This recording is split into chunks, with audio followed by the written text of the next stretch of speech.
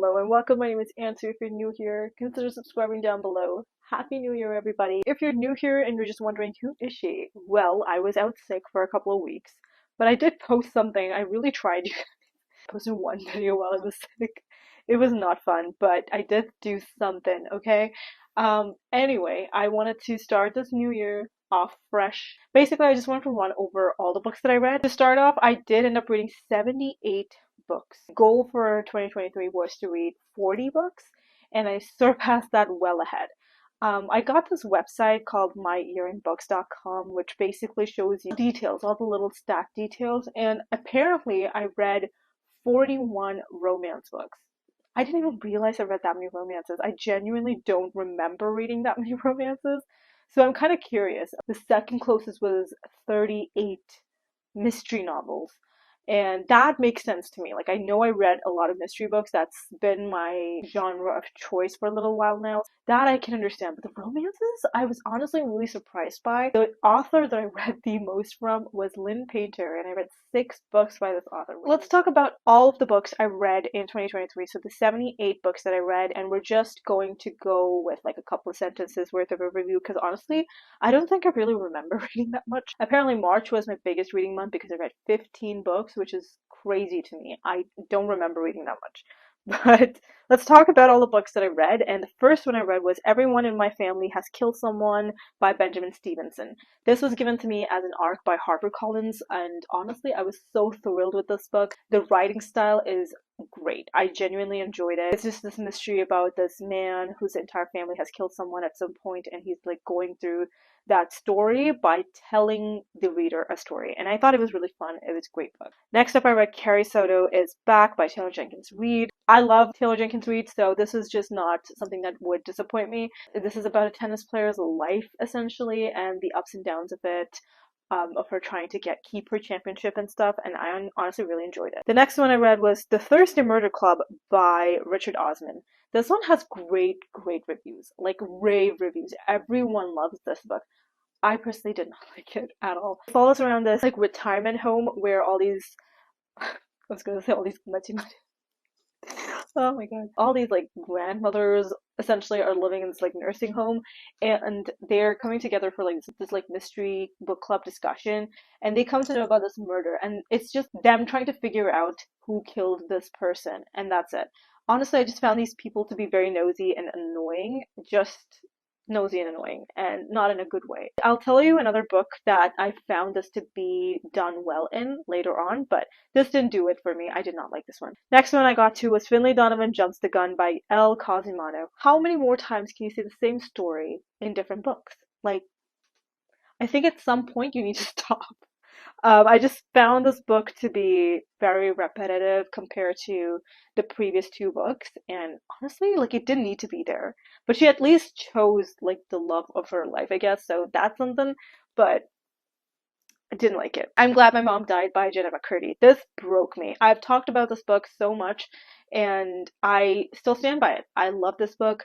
It broke me completely, and it's so heartbreaking, but it's wonderful. I read One True Loves by Taylor Jenkins Reid. This one is where this woman loses her one true love, her husband, when he went on like a helicopter adventure, and he gets lost, and it's presumed that he's dead. So she finds someone else later on in life, and once she's engaged to him, the guy who's supposed to be dead just kind of hops back into her life. He's not dead, so that's crazy, and she has to figure out who she wants to be with. It's an intense story. I really enjoyed it.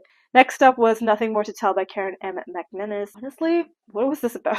Honestly, at this point, Karen's books kind of mix up in my brain now. I don't really know what to say about this one. I gave it a 4.5 stars, but I don't really know a single thing about this. I just know there was a mystery in a school. This girl left town and she came back now to her same high school. There was a death that occurred, or a murder or something happened, and she's trying to figure out who the culprit was. And it goes from there. I forget what this one is about, honestly. But I also read Spy X Family Volume 2. It's just an enduring manga series, and it's cute. It's not a perfect work of anything really, but it's cute, and I do enjoy it. Next up, I read Two Can Keep a Secret, again by Karen McManus. To me, this was intense. I really enjoyed the last few chapters so much. Do I remember a single thing? Of course I don't. I actually don't know. Oh yes, I remember this one. Okay, so it essentially follows around this girl who comes back to her grandmother's town, and her mother is dead or something, and she goes to her grandmother's town, and a lot of secrets that her mother was keeping from her comes into light, and it goes from there. It's a little creepy, it's a little intense.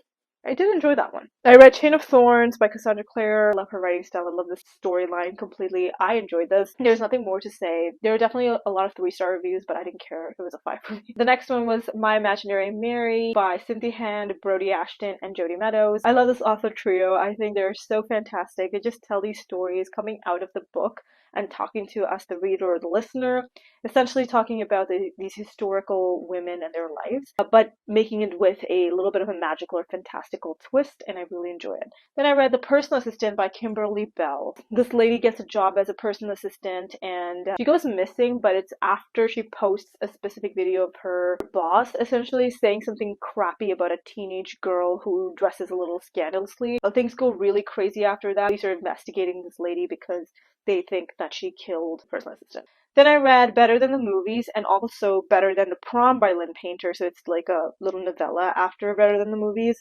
But I love this book. This was like my favorite romance ever. Honestly, it's so cute. It's a YA romance. Absolutely adored it. And if you haven't picked up any Lynn Painter book, this is the one I would recommend because it was so cute. I absolutely devoured it. So good. Do I have anything else to say? I don't. I fucking love this book so much. And I read Pure and Essie by Susanna Clark. This one was weird. It's a very short book, and it has like a mystery element to it.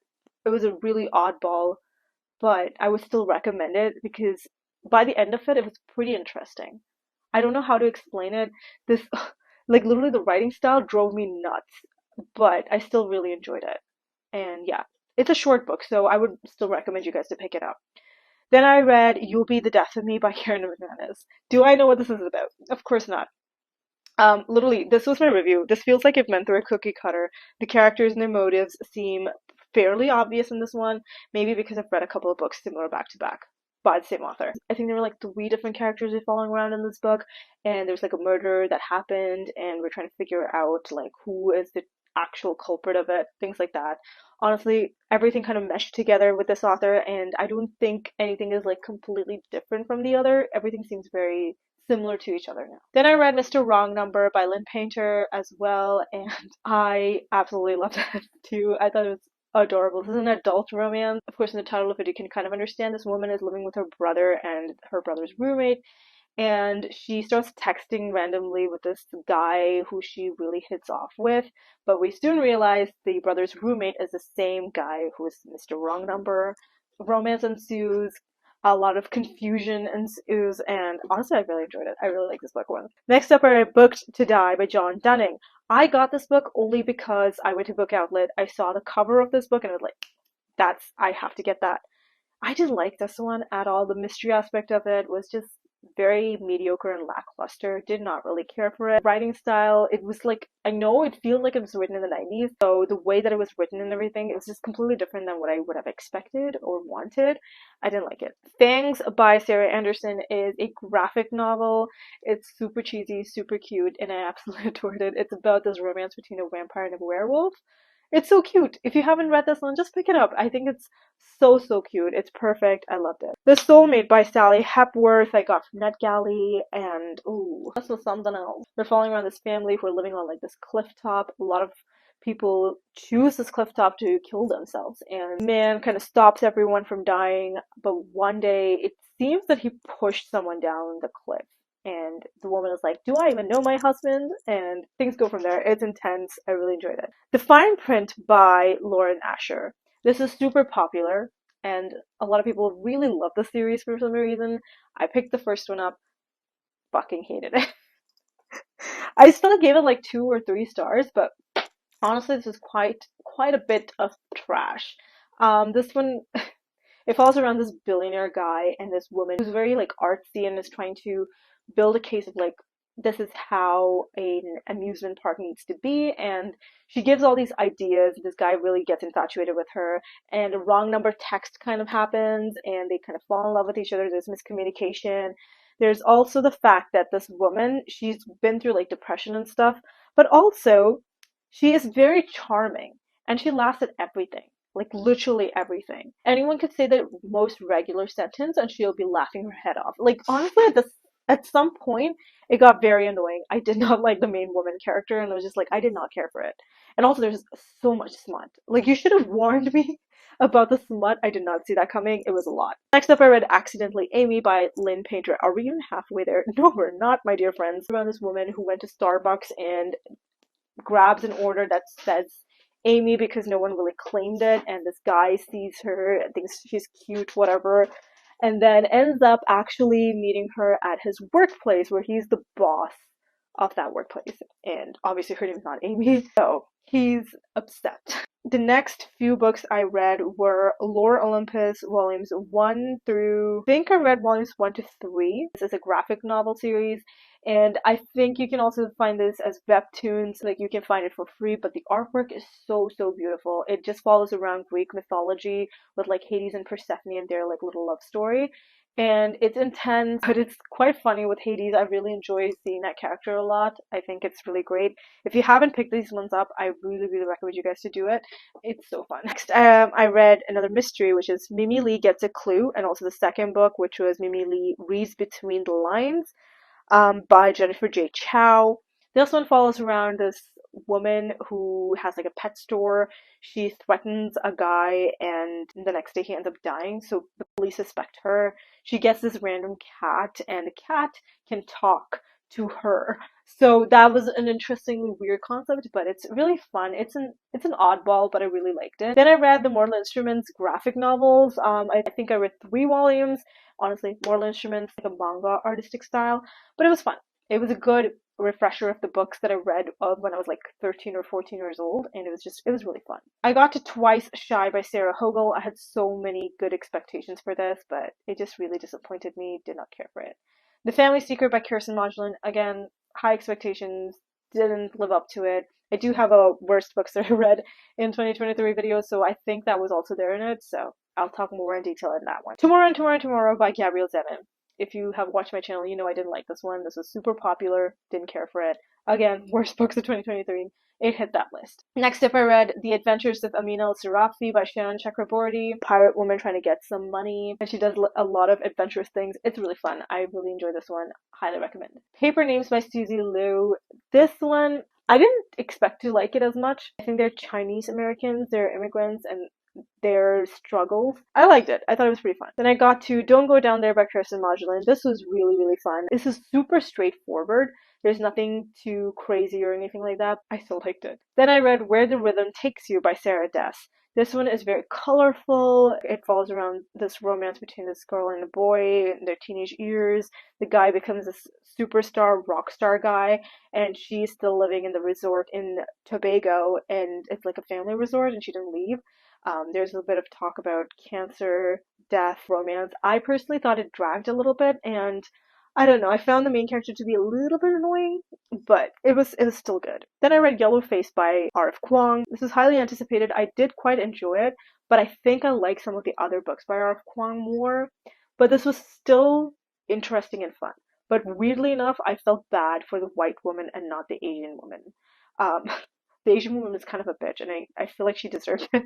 Probably a hot take, but don't come after me. I read Happy Place by Emily Henry. Emily Henry has my entire soul, so anything she writes, 5 stars. So I don't care, okay? It's a romance, it's cute, I liked it. The Ex-Hex, this is weirdly fun. I did enjoy this one. This is ridiculous.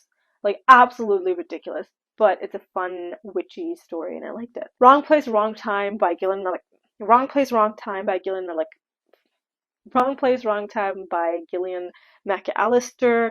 This one was not what I expected. I don't know what I was going in for, but this was not it. This is like a weird time loop situation, and there's a murder mystery that we're trying to solve, and you're going from there. This mother is trying to solve her son killing someone randomly, and she's trying to solve it through this like weird time loop that she's stuck in.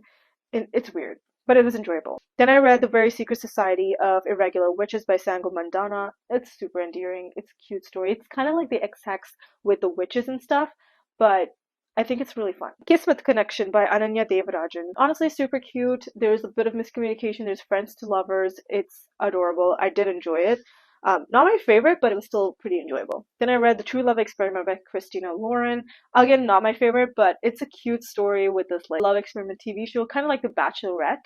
That's what we're trying to do here. And the woman basically falls in love with the director person or the cameraman or whatever, and it's quite fun. Falling Hard for the Royal Guard by Megan Clausen. This was an instant jail for me. Honestly, like, why?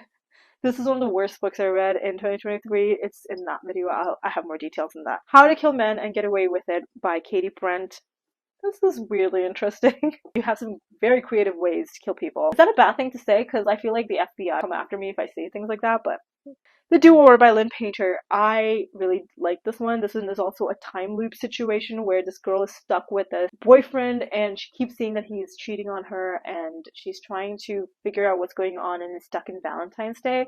But she keeps getting thrown with this other guy who she kind of has a thing for, and it's fun. I really liked it. The Love Wager by Lynn Painter. 2 stars because I really did not like this much that much. The storyline I thought was it was cute. I'll give it that.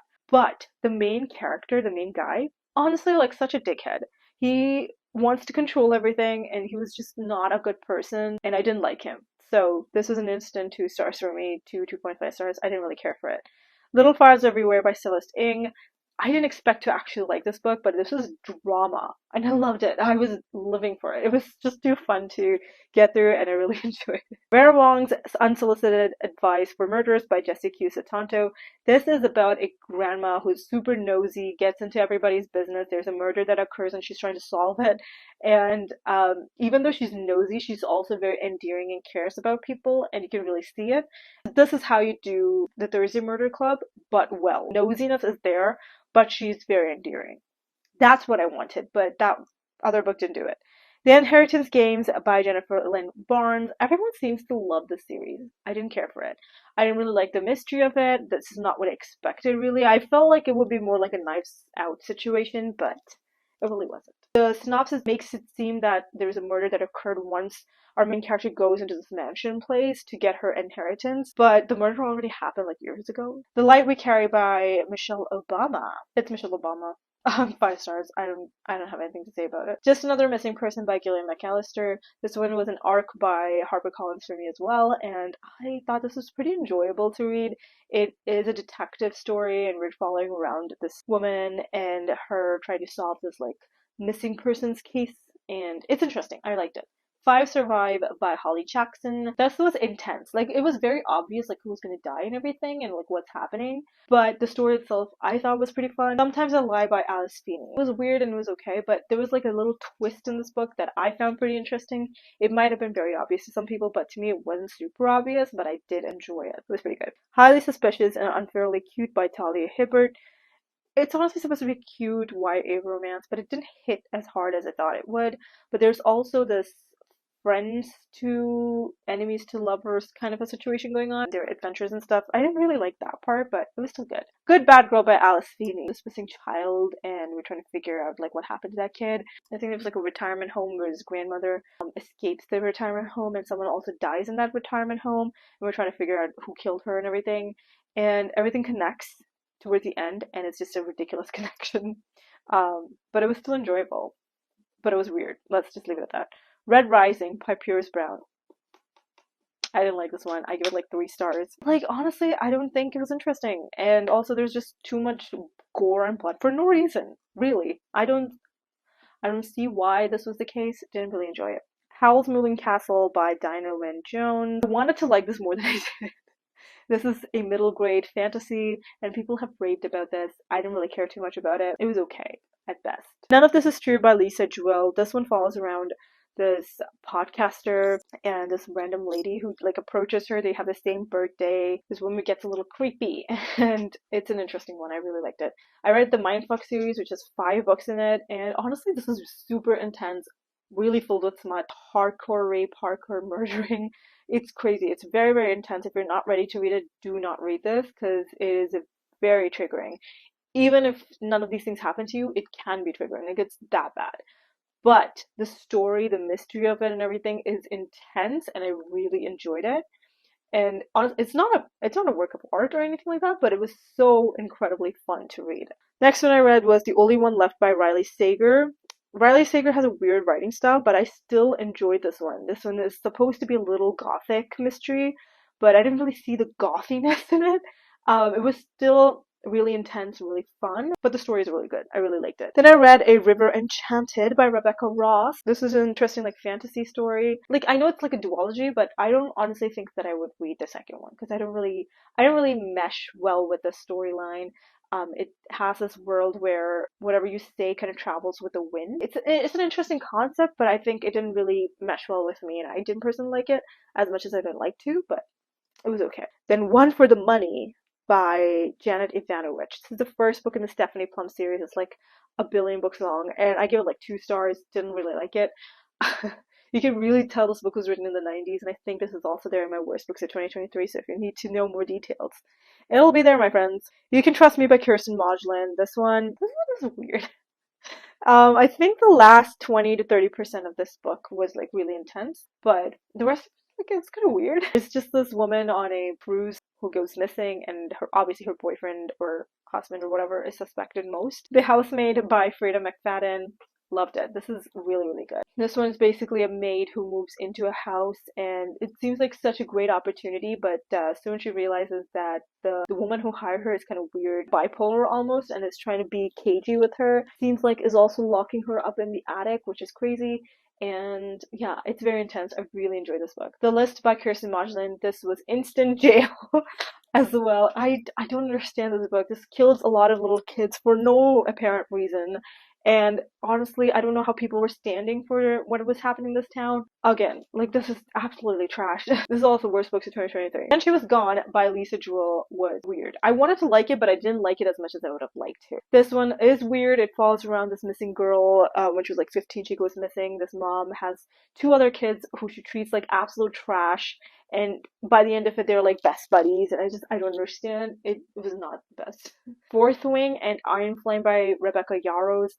Honestly, I know people don't like this that much, but I loved it.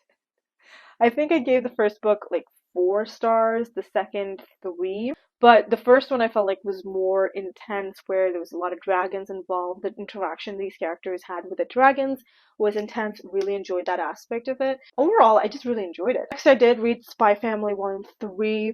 This was very elegant as well. I feel like the story is really not going that fast, but it was still a manga. It was fun. It's quick pace. Fairly quick pace, but I'm reading it very, very slowly. And the last book I read in 2023 is I Have Some Questions for You by Rebecca Mackay. I gave it like 3 stars. Didn't really care for it that much, honestly. Didn't end the year that well. But like I see how the idea of this book was supposed to be, but I feel like it didn't get executed well enough for me personally. But it was an interesting one. I still liked it. It was just not my favorite. Those are all the 78 books I read in 2023. That is crazy. I can't believe I actually read that many books, which I'm surprised at myself. I think December was my worst month. I'm pretty sure because I read like 1 book the entire month. I got sick. I didn't really feel like reading anything, and I didn't. And by the end of the month, I was really addicted to this show called Suits. I finished the entire series. I absolutely adored it. But that was like literally my favorite thing.